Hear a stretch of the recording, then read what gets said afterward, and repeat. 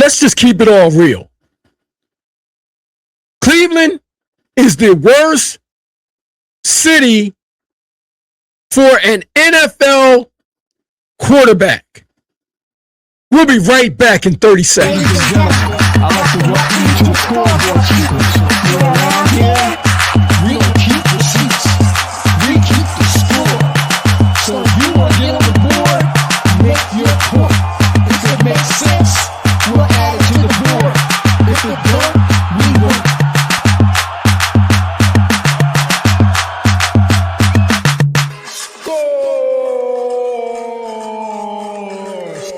Scoreboard Keepers.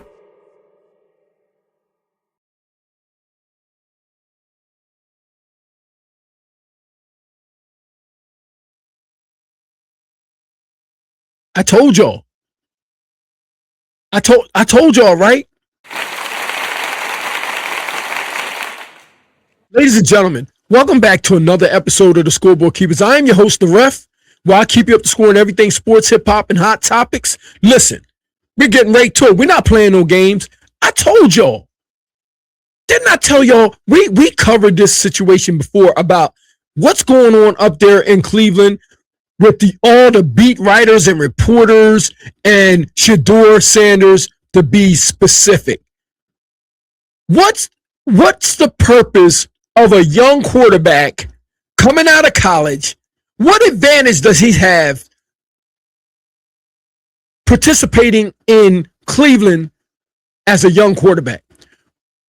What's the advantage? There is none. There is always some shit going on around in Cleveland pertaining to the quarterback position.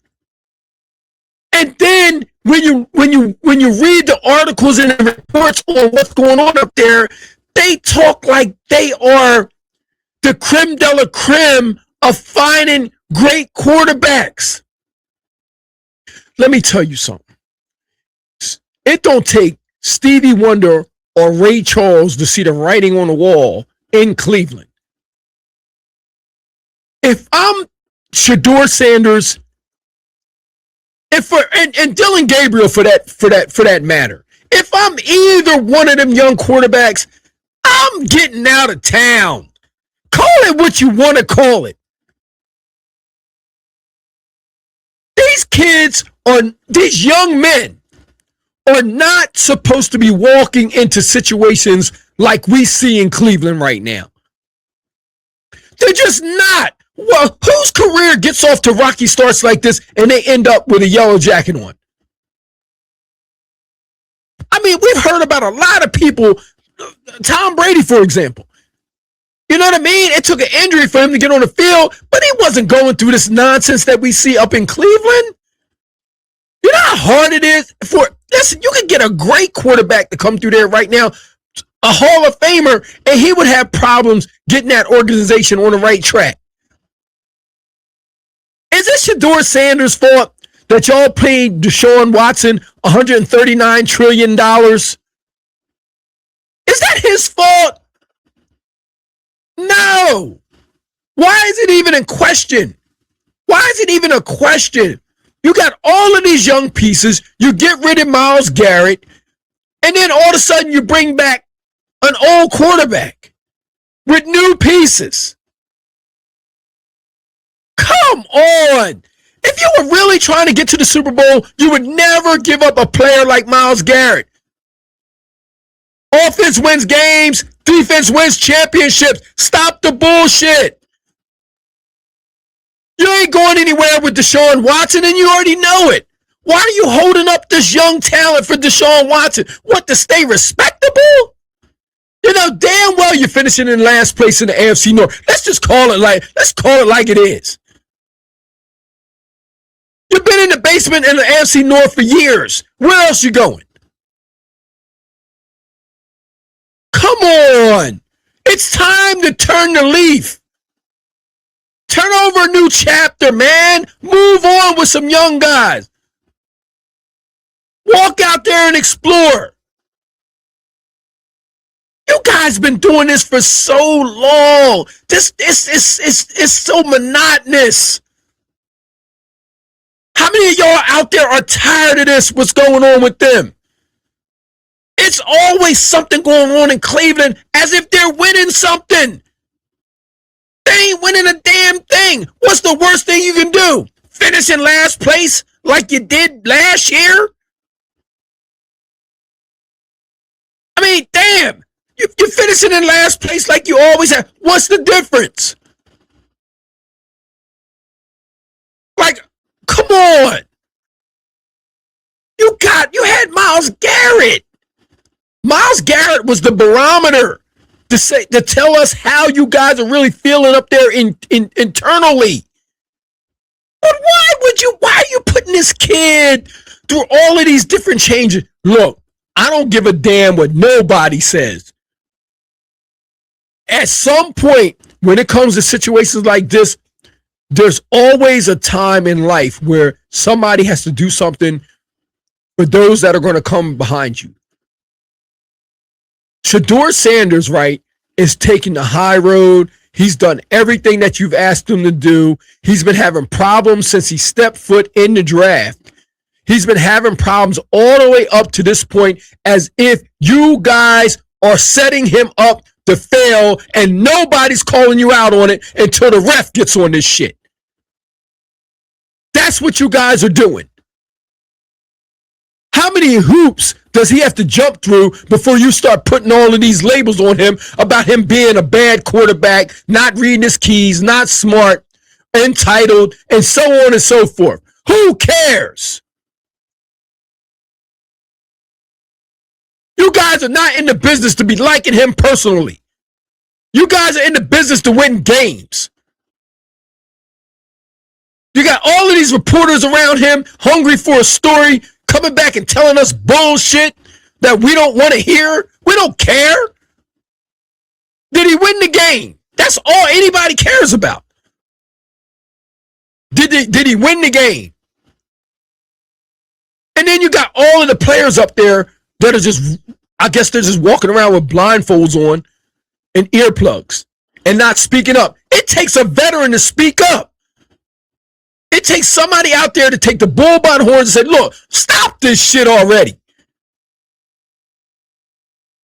That is the worst landing spot. Listen, I can guarantee you, Archie Manning would have not done this with Eli or Peyton. What the hell is going on? Archie would have came around and had his kids up out of there, and everybody would have been saying, great job. But since it's Shedeur, he got to sit up there and take all of this bullshit that's going on, unprofessional bullshit on top of that. And he has to take on all of this shit because if he doesn't do the right things, they're going to put a label on him and possibly what?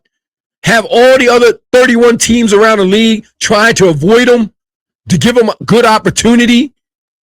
You draft him in the 5th round. He's hanging on. He hasn't even had a real chance. When are you going to put him in there? But sooner or later, you'll be drafting another quarterback. Saying that, hey, Shedeur's over the hill. He's 28 years old. And then what is he going to do? Put a pencil in his ear? Hold a clipboard? Man, you guys are terrible, man. This shit is terrible. I don't care what nobody says. It's too many platforms not calling teams out on this shit. It's way too many platforms out here reporting, but nobody's calling anybody out. It's time to give the kid a chance to find out what he is, and then if he's not that, then he can go his way. But why the soap opera? It's nothing less than a soap opera going on, nothing short of one. That's going on in Cleveland. Constantly. All the kid's doing is throwing darts up there. Who cares if you don't like his father? When's it going to get back to winning?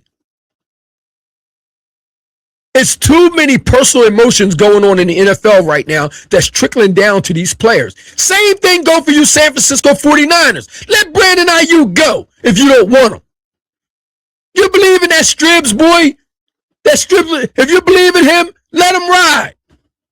You thought it was Pearsall and it wasn't. Don't be talking trash on a man and then won't allow him to go and spread his wings. I'm getting tired of this nonsense. I don't think professional organizations should be getting personal with players. Not one particular player. Nor do I think you should be getting on the phone and calling the other 31 teams and telling them not to pick the guy up. Damn it, I want to see Brandon Ayuk this year. It's a better league when he's in it. And I want to see this young blood. Like, I mean, damn. He just came out of a whole situation with this Dylan Gabriel thing. And now here we got another one? If you got rid of Myles Garrett, but you paid Deshaun Watson, that's the organization's fault that you paid him $139 trillion. That's your fault. You know why I know it's your fault? You know why I know it's your fault and why you need to take one for the team? Why aren't them beat reporters running around reporting that? Why ain't that lady, I ain't even going to say her name. Why ain't that lady up there in Cleveland reporting that? Why she ain't reporting this right here? Why should Shedeur have to be sitting around waiting for somebody that they paid $139 trillion when you make mistakes like this? Look at your laundry list of quarterbacks. Look at your laundry list of quarterbacks. You think we trust anybody up there? You think we trust anybody up there? Tim Couch, Ty Detmer, Doug Peterson. Are you kidding me? Are you kidding me right now? Or is this a joke? Do you see your list? No. Well, let me put it up here so you can see it clearly. Do you see your list?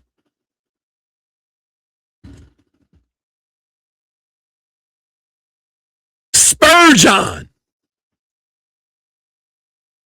Kelly Holcomb, Jeff Garcia,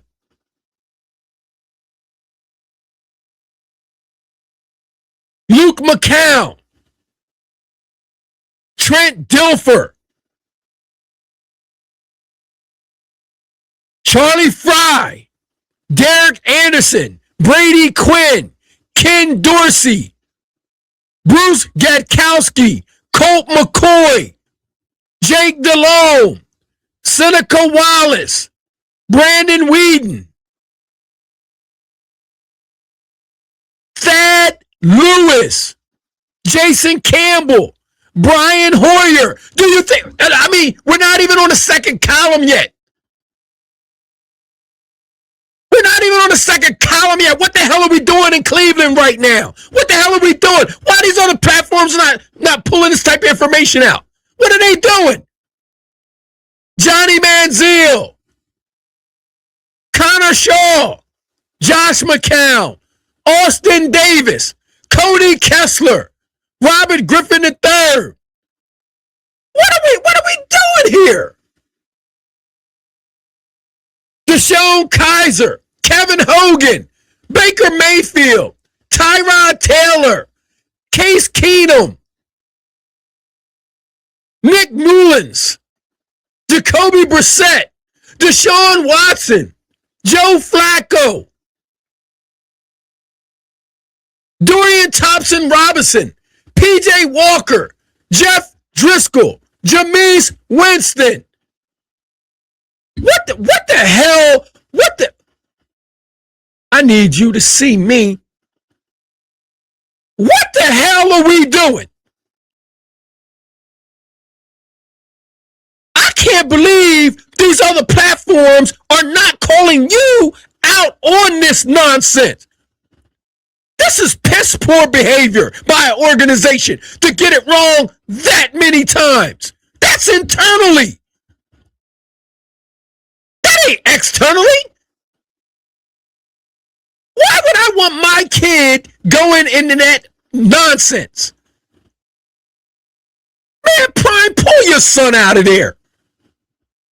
Get your son out of there. You're not required to have your son to go through this BS. If they thought that highly of him being the future, they would just open up the reins. Fernando Mendoza ain't gonna have that problem. I assure you. Matt Stafford gonna be out of there soon for the Rams. Are you kidding me? The writing's on the wall for him as well. They're gonna let that young kid shine. What are we doing? Why is this kid consistently just being competition for a starting spot in camp? Clean house, man. Move on. Cut your losses. You're still trying to get things, you're trying to get that money back from Deshaun Watson because you made that mistake. Now that kid comes in there, outperforms him, and you guys are acting like you want to go the whole year with Deshaun Watson because of internal mistakes. This is ridiculous, man. This is absolutely ridiculous, man. Let me tell you something. I would have to pull my kid to the side and have a conversation with him, and I wouldn't give a damn what nobody's saying in that league. They walking around there acting like the people in the house don't make mistakes. They made a mistake with Deshaun Watson by giving him that type of money. Houston Texans still laughing at him. Yet the players got to suffer for it. Why ain't the reporters talking about this, especially the ones in Cleveland? Man, let me tell you something. This is my worst organization in football right now. Yeah, this is my worst organization in football right now, and I can't stand the media in Cleveland because they talk about all the wrong things. They talk about all the wrong things as if they've been winning lately. No, they haven't. It's been straight up garbing in Cleveland for a while. And this is why. Because you got two columns full of quarterbacks that you missed on. And it's ridiculous. Shedeur Sanders, you ain't got to be going through that nonsense. All they doing is killing that kid's confidence. And we ain't even talking about the phone call that he got from that kid that called him on draft day in front of his family and told him he was getting drafted somewhere else, acting like a general manager. And nobody talks about that. That's a big deal. How did they even get your information, your private information? Where's that coach at and where's that kid at?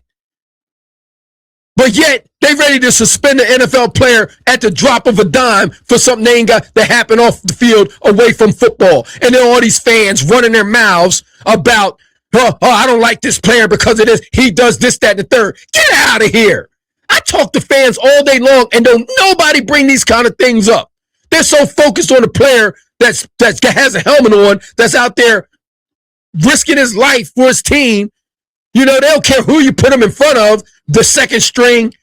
No, they're not blocking for him and throwing plays out. It's ridiculous.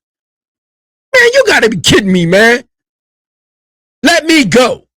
Let me go. Let me go somewhere else where somebody may like me or want me, where I can get a fresh start. Let me go. I don't have to go through that nonsense just because it's the NFL. What? I didn't sign up for that. Of course, everybody goes through a little bit of adversity. But we ain't got telling him to run away from the adversity. But this is beyond that. This is internal mistakes now and bullshit. That's what it is. This ain't competition. This is politics. Gotta be kidding me. I watched that kid sit on the depth chart last year and the depth chart never moved. Well, when does that ever happen? Whatever happened to that?